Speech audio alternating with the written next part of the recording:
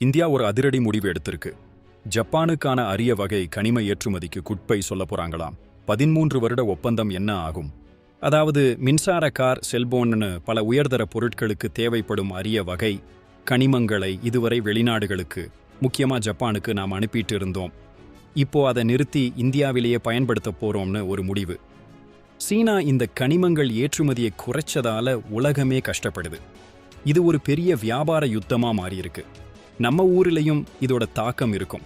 நம்ம வர்த்தக அமைச்சர் பியூஷ் கோயல் ஐரியல் நிறுவனத்திடம் வெளிநாடுகளுக்கு கனிமங்களை அனுப்ப வேண்டாம்னு சொல்லியிருக்கார். குறிப்பா நியோடிமியம்ங்கிற பொருளை மின்சார கார்கள், காந்தங்களுக்கு அதிகமா பயன்படுத்துவாங்க. இந்தியாவில் காந்த உற்பத்தி இல்லை.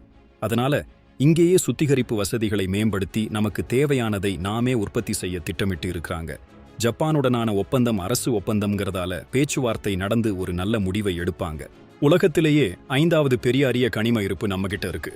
ஆனாலும் காந்தங்களை சீனா கிட்ட இருந்துதான் இறக்குமதி செய்கிறோம். இதை மாத்தவும், உள்நாட்டு உற்பத்தியை பெருக்கவும் அரசு நிறைய சலுகைகள் கொடுக்க போறாங்க. இது நம்ம பொருளாதாரத்தை பெரிய அளவுல உயர்த்தும்.